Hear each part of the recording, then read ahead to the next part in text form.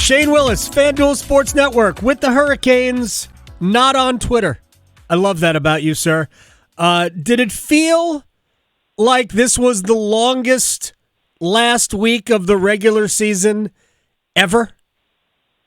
Last 2 weeks. If I was on Twitter, I would have been on a hard rant. I think it was just because the team was on the road and we weren't able to watch hockey down the stretch, really. 2 home games between the Rangers and Toronto. But these last 2 weeks have been just dragging. I think the other factor, Adam, when you talk about mentally, is the team had locked it up. Second place was locked up. They weren't really playing anything in these games. Right. So I think that's what made it seem a little bit lackadaisical, especially even for a fan just waiting to get to this point that we're at now and then a huge game on Sunday here at the Lenovo Center. Yeah, and it was interesting because, we talk about these games all the time, and it was hard to get out of a mode where, like, what did we see? How significant was it? Did it matter? I do think that we saw some, sporadic, really good things. I loved the first period in Montreal. Was it the first period of Montreal? No, the second period in Montreal. First period, I thought, Carolina was sort of hanging in, and they were fortunate to get out 1-1. Second period, I thought Carolina dominated and trailed 3-1, which, that's going to happen every once in a while. I know fans think it happens too often. But I didn't dislike the game, even though they lost. But there were parts of yesterday's game that I loved. I don't even care about 7-5 loss. We could just talk about the 5-on-3 penalty kill. How good that was. And going in, I think a lot of people are like, what are we doing? I think it's a great opportunity for these young players to play in these games, first off. I absolutely love what the organization did. I think you have to take that time. You have to rest guys and make sure you're at 100% going into Sunday against the Devils. And I loved everything I saw from these young players. I'm going to start with Bradley Nadeau, and Tripp did a tremendous job shift after shift talking about this guy's release and shooting the pucks. There's not many rookies that are going to go into their first game in the National Hockey League and get 6 shots against the Montreal Canadiens, a team that had to win. So he gets 6 rips in his first game. I thought the other guys, Fensor, I thought played very well, the way he can skate. Yeah. Skylar Brind'amour getting his first career NHL goal last night. The mindset in my mode when he scored was, born and raised in North Carolina, kid just scored a goal in the National Hockey League, right? What that means to the kids in this area, your son included, who play here and work as hard to try and achieve their dreams. So from a young guy standpoint, I thought the Hurricanes played really, really well. And the other factor I look at is some of the veterans, right? A guy like Taylor Hall continues to get going. A goal for Kotkaniemi, I think that's big. Fetch on the power play last night, I think, is very big. Yep. And then one of the guys that jumped off the page to me last night, because it would have been very easy for any one of these veteran guys to be like, I'm going to put this in second gear tonight, not even third gear. But Dmitry Orlov was a beast last night. Yep. And what he did on the penalty kill, how hard he played physically for that entire game, that's the factor, and that's the Orlov you need going into the playoffs against the Devils. So you saw my next question, which was, this was the best thing I saw last night. Dmitry Orlov playing nearly 24 minutes, and he was excellent. And yes, last year in the playoffs, and maybe it takes the brightest lights for a guy like Orlov, who has won a cup, to really crank it up. But I thought, to me, he was the first star for Carolina last night. That penalty kill was, it wasn't all about him, but it was a lot about him. I thought Skylar Brind'amour did a good job on it. I thought Dom Fensori, when he came on, did a good job. And Freddie Anderson played well. I thought Anderson played, I think there were 3 games for Anderson. The one where he kept his team in it with all of the saves he made in the second period and early in the third. And then, I don't know, maybe he just, whatever, if you guys aren't going to try. And I'm being facetious about that, but there were so many breakdowns in front of him. And I just think that he was ready to get the game over with. But I thought Freddie, for the most part, played really well, and I'm not even bummed, because I don't think I saw any bad goals in the 7 he allowed. Yeah, I completely agree. I thought Freddie Anderson, especially earlier in that game, could have turned into a runaway, but you're looking at shots that are point blank. And in his mindset, too, he's making sure on his mechanics, he's working on certain things. And then at the end, when it's coming at him in waves, he was probably like, oof, let's run this clock down a little bit because they're coming. Ottawa was coming strong Yeah. by the end. But overall, you have to look at everything coming out, the health of the team, the energy around it. And when you start on Sunday, everything's at zeros. It's game one. It's a fresh season. And you know how excited these veteran guys are going to be to come into Lenovo Center, into this atmosphere, and be ready to put on a show against the Devils in game one. But I like the things they did the last couple games. And I go back to the other two guys that I mentioned early. When you look at Kotkaniemi, you look at Svechnikov, and you look at Taylor Hall, that line is going to have to be a factor. Yep. And we talk about depth scoring all the time. I think that goal and Svech's goal, the way he shot it on the power play in that spot, gives him a little bit of boost. He has to be a shooter. He has to be the guy that's not looking to pass. He's not throwing pucks away. When it's on his stick, he's ripping it through the back of the net. And that's the only mindset. He's the shooter. Make sure he's getting to those spots because Taylor Hall and Kotkaniemi can make plays. Find those spots where you're the guy triggering and firing away at Markstrom in game one. Shane Willis is joining us here on the Adam Gold Show. I'm workshopping this, Shane, so work this out through me or with me. A couple of years ago, Frederik Andersen had his best playoffs, I don't know, maybe ever, when Carolina got to the Eastern Conference Finals, and he played incredibly well, even in the 4-0 loss to Florida. He played in seven of the 9 playoff games he played. He had a save percentage of at least 93%. 7 of the 9. So he was as good as you're ever going to get from him. But he didn't start the playoffs. Antti Raanta started the playoffs. My thought is roll Kochetkov out for game one. Maybe it works. Maybe it doesn't. And then you go to Freddie, and maybe you get the best out of Freddie Andersen. I'm looking for any psychological edge I can get right now, Shane. Wow. I did not expect you to go that way. Now, as I sit in my analyst chair, and still today, and people might be like, is he crazy? I still have full confidence in either guy, whether it's Piotr or Freddie, because of how they continue to play as a team. When they're making saves and this team is on defensively, either one of these guys can lead them to a victory.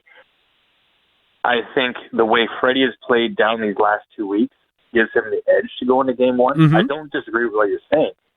What I'm looking at is the grueling nature of a season is one thing. The playoffs is also grueling.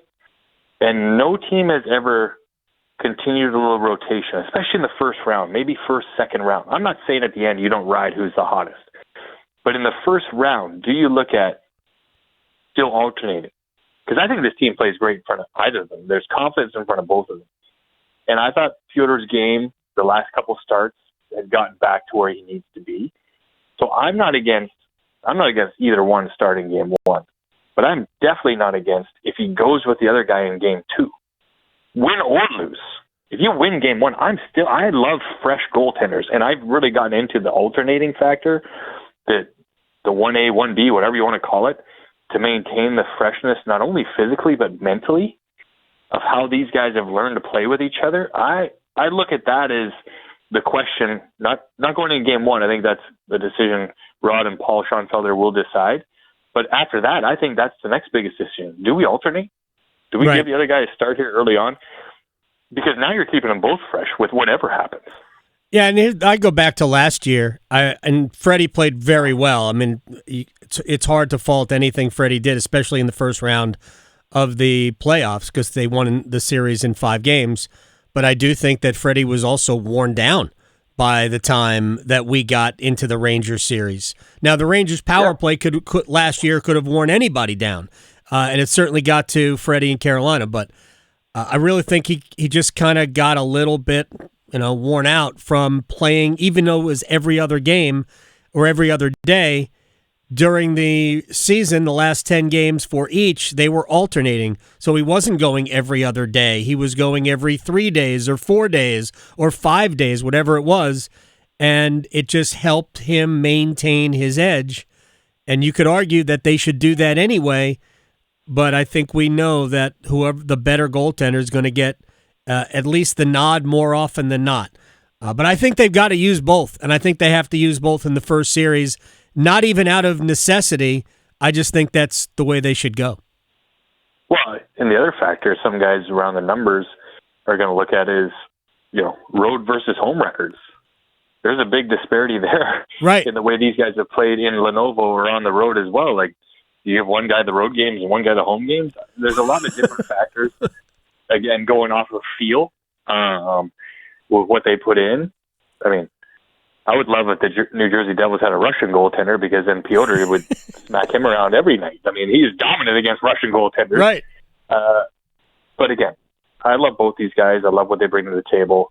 And I think as defensively minded as the Carolina Hurricanes are, and when you looked at the one stat that they FanDuel Sports showed last night, when offensive zone possession time, the leverage that the Hurricanes had there, that makes an easy night for the goaltender. They can't score from their end. Right. So if the Hurricanes have that kind of possession time in this series, I'm very comfortable with either one of these guys. Well, with Scott Darling in net, well, never mind. I won't belabor that point. Well, we might be going a little bit too far now. we could be. Shane Willis is joining us here. All right, we haven't spent any seconds yet, and we're going to have to close on this. Top line of Jarvis, Aho, Blake. They've been so good. Your thoughts on them going into the postseason and really how they played the last 15 or so games? I love the line number one, just dynamic. I love how young Jackson Blake has grown into that everyday NHL player on your top line. I think the three of them have tremendous chemistry. Seth Jarvis maybe in the hottest streak of finishing in his career. Mm-hmm. And you have a guy that is as hungry as Sebastian Aho to lead the way and help this team win. So a dynamic first line that can lead the way. They've had the rest and the break now. The key factor for me is that one goes in the back of the net very early for this line. I think they're going to get chances. I think they're going to get a ton of chances the way they create. But any offensive player is going to tell you, I need one to go in early in a series so I don't start squeezing it. And Jackson Blake is going to learn very quick that playoff hockey is a little bit different edge. Obviously, his dad was a huge part of some of those games in New York, so I'm sure he's already in his ear, right, as he always tells us about. But these three will need to lead the way, but I think the Hurricanes' depth and what they create of all the goals that they can score, the line will be dynamic and score, but I think the depth scoring is going to be a key factor in this series when you look up and down the rosters. Yeah, I do think these series, all series are decided by, I think, we'll say the third line. And if you say the third line is Kotkaniemi, Svechnikov, and Hall, I think that will determine how they fare, will determine whether or not Carolina wins this series or not. On home ice, they need to take advantage of the matchup, and they're going to get targeted when we go up to Prudential Center, and the Devils are going to send their top scoring line after Kotkaniemi, Svechnikov, and Hall. We know it; it's going to happen. So, yeah, and I think that's where you have to look at it, and where Rod leans on these guys every single game of, defense comes first, you're going to create off of that.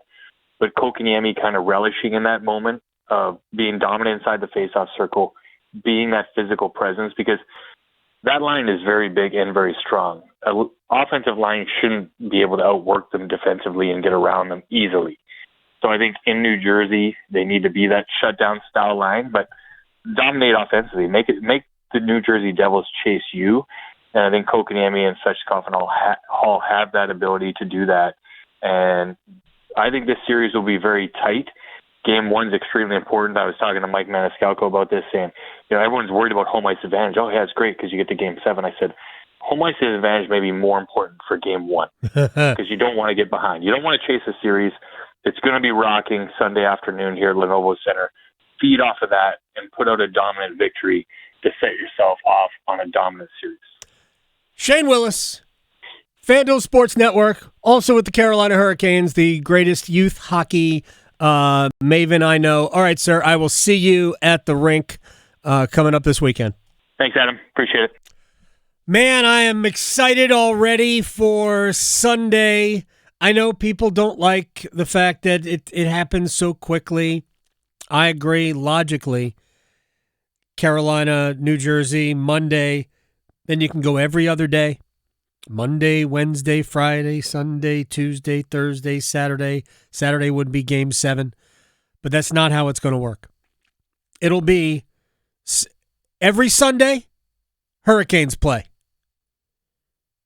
Are all the Sundays here? No. Maybe. No. The middle Sunday would be in New Jersey. It's Sunday, Tuesday, Friday, Sunday, Tuesday, Friday, Sunday. Yeah. Well, like I said to start the show off, it's Easter Sunday this Sunday, Game 1. They're doing the Lord's work. There you go. So there.